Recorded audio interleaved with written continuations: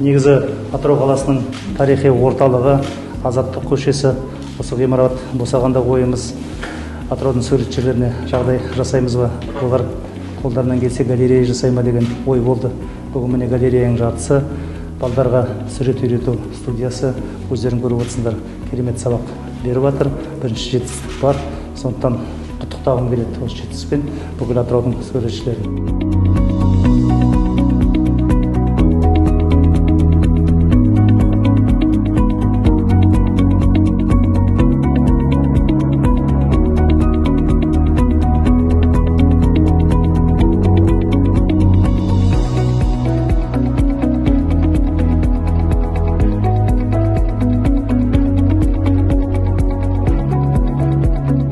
Осы күнге дейін 20 шақты жас өспірімдер жазылып оқып жатыр. 4 жастан 4 жас 11-12 жас аралығында. Санитарлық талап сақталу мақсатында бір бөлімде 5 баладан оқып жатыр.